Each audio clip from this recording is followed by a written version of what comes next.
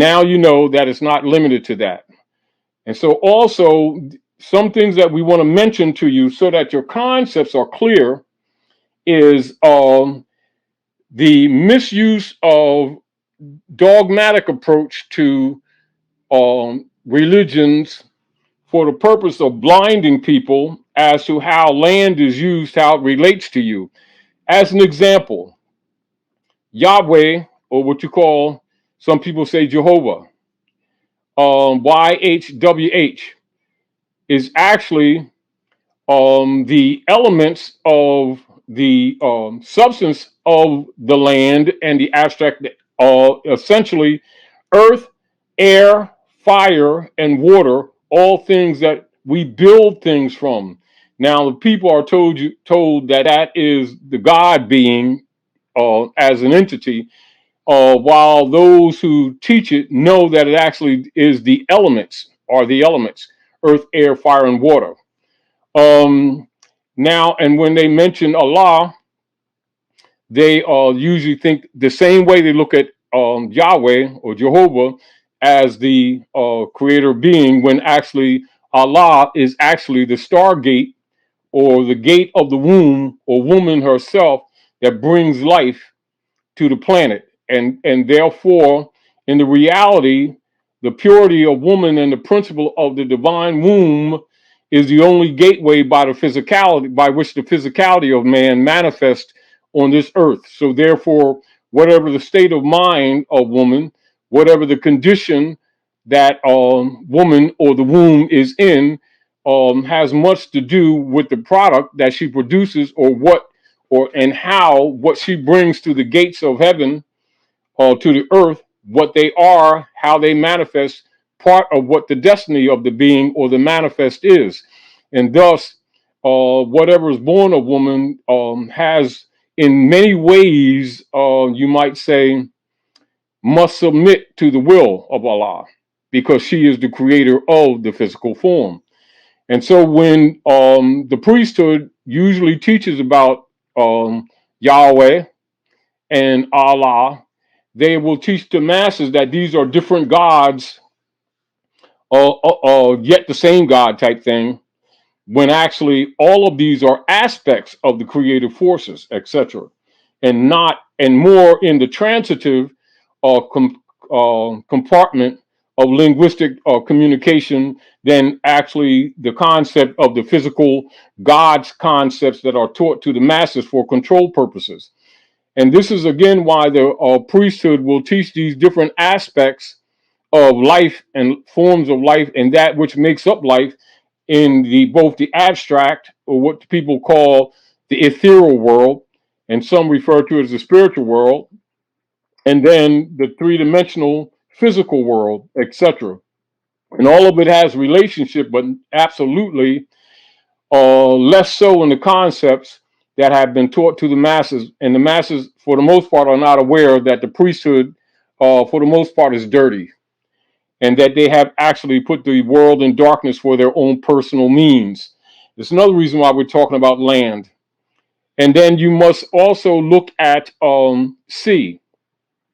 So the sea, or the water, when you're looking at the cosmology of prophetic projection, or what you would call astrological calculation and projection, whether you're turning the clock forward or turning the clock back, and dealing with the geometry of the compass and the square, which is commonly referred to by people as the carpenter's tools that they talk to you about in the Septuaginta and the Bible, as Jesus being a carpenter. Of course, Jesus, anthropomorphic, is the man or the expression in the physical form, but in the cosmological nature, it is actually the Son of God, actually in the heavens, etc. And of course, the transits of the sun, and of course, the geometric calculations and positionings, or what you call the calculations of the position of the sun, the cycle placement of the sun in relationship to the cycle placement of the moon and the earth, and our calculations of the cause and effect. And this is what makes up the ephemeruses that is at the basis of or used mathematically to both do what you call charting.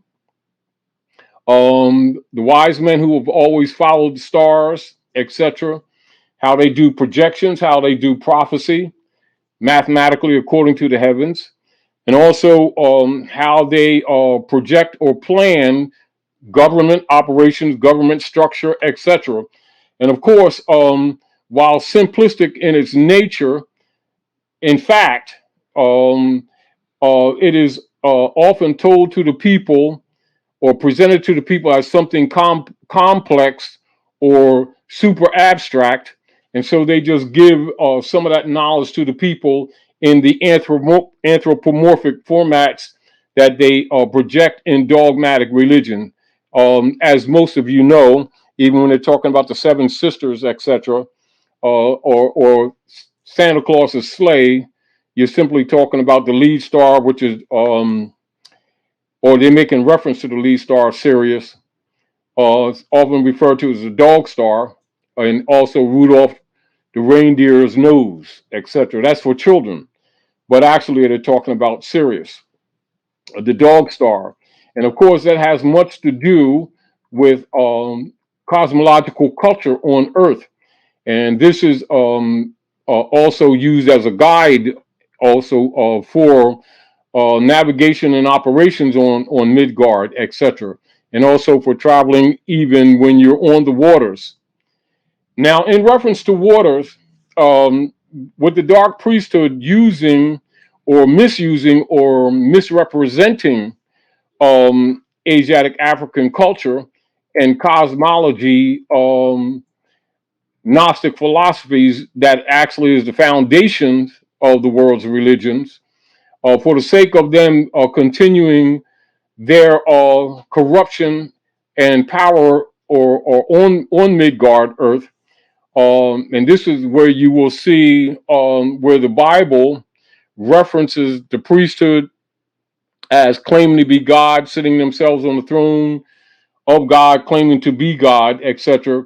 And most of their activities are constructed around that political philosophy for ruling and abusing humanity.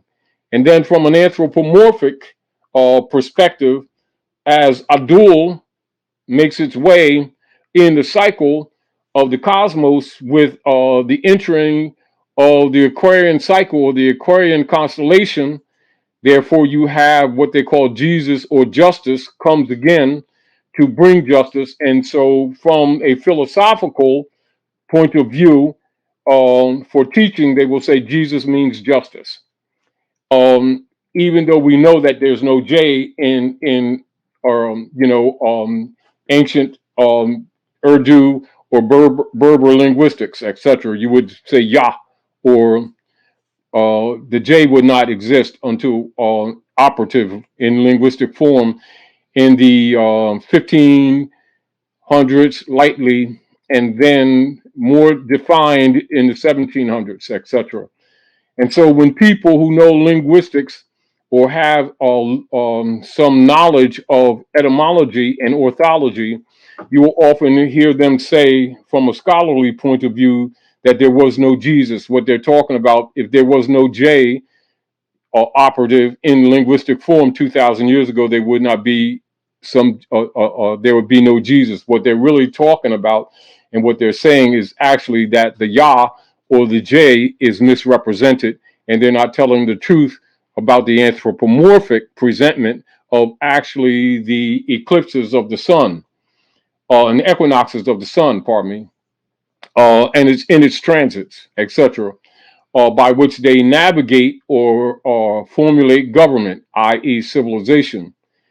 And also, when you hear them making references to separating Egypt from Africa, the people's concepts hoover around the idea that what they see jurisdictionally with the maps of modern Mappamundi, where they'll see Egypt definitely attached to Asia Sol or South Asia, i.e., Africa today, etc. It's obvious geographically that Egypt, which is Hikupta, is a part of Africa. But when they're making the reference of separating Egypt from Africa, the concept is the conquest of Egypt as a political jurisdiction in the modern day on the continent of Africa, as you see on the maps today. Actually, what they're referring to when they talk about separating Egypt from Africa, they're talking about Iberia and North, Central, and South America, which is actually Hikupta or Egypt, the Egyptian Empire, etc.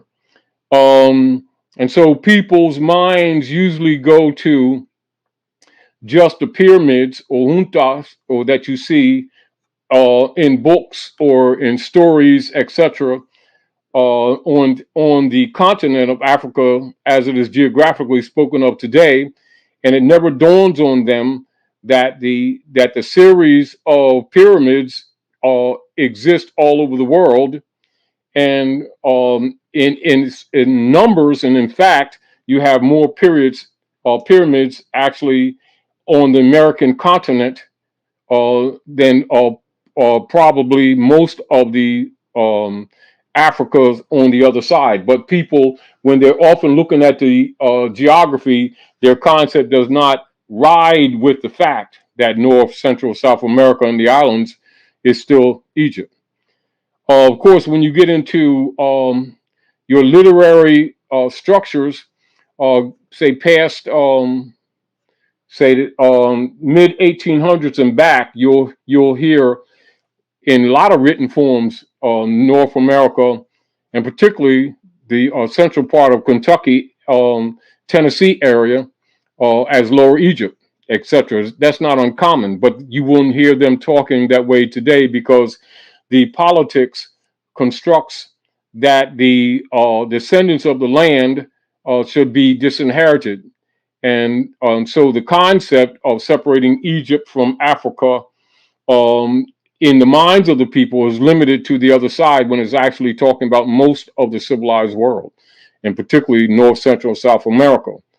Now, as far as the water is concerned, on another reason why we're talking about the land, because people, for the most part, don't look at land in relationship to hereditament, corporal and incorporeal.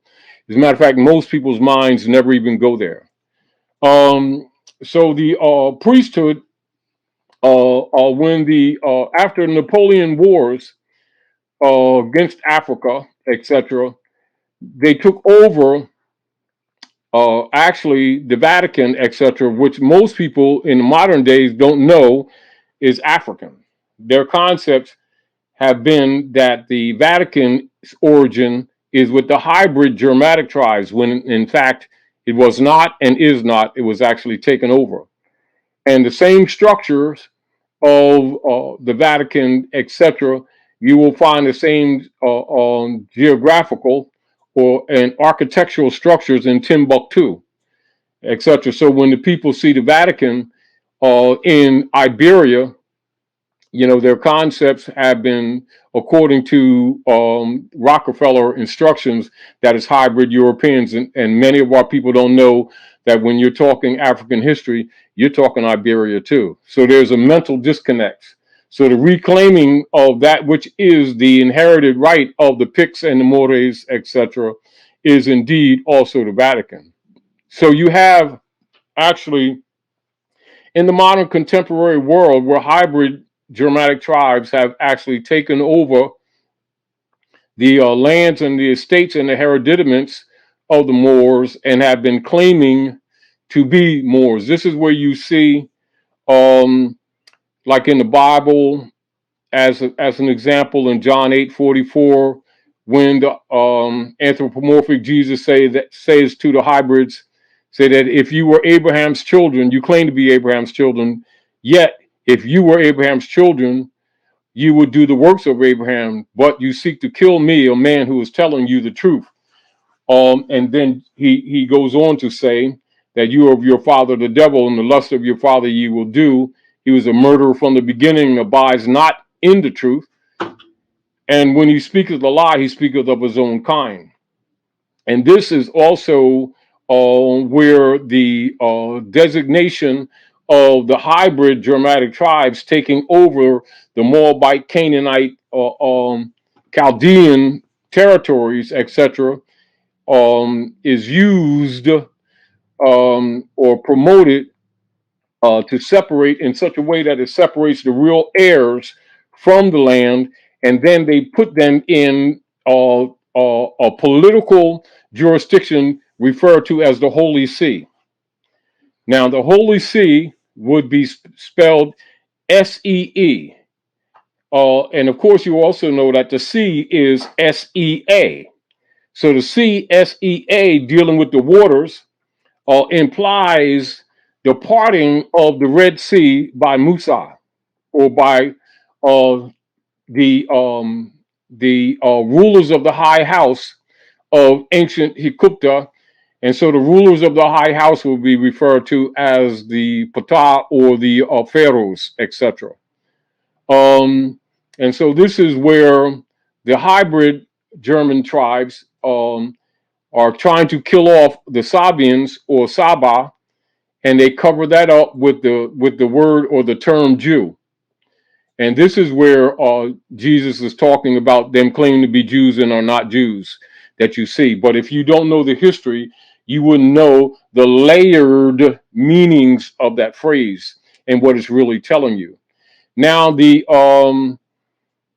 many men and women who belong to many of the secret societies that operate at Midgard, some of them would be, say, like Knights of Malta, Kyklos, Ku Klux Klan, White Camellia, P2 Masons, Illuminati, Thule Society, etc., etc.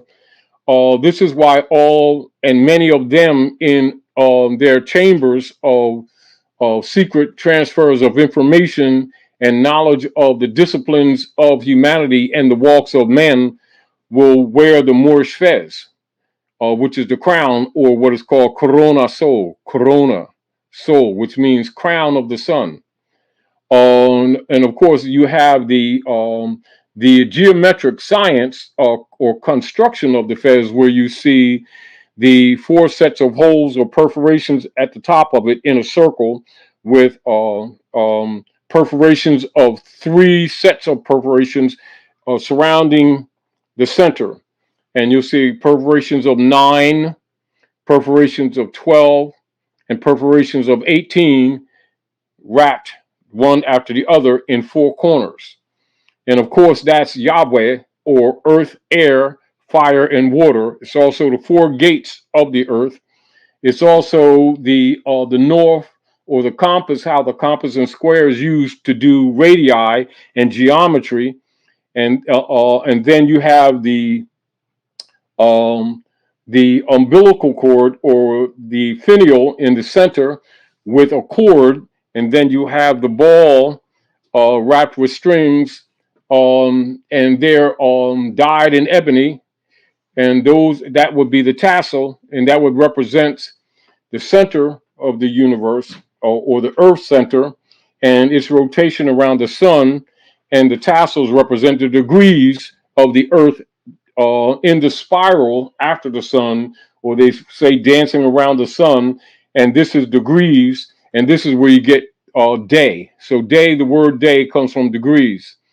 And as the earth dances or spirals behind the sun, you have in its rotationary movement, the dark, or the day, and the light. And so the ephemeris and your calendars, or your cycle placements, etc., that makes up what you call calendars, are generated or calculated by the study of the geometry of the position of the earth in its cycle spiraling behind the sun, where people will say the earth goes around the sun when actually it spirals behind the sun. And as the earth is spiraling behind the sun, the moon spirals around the earth sequentially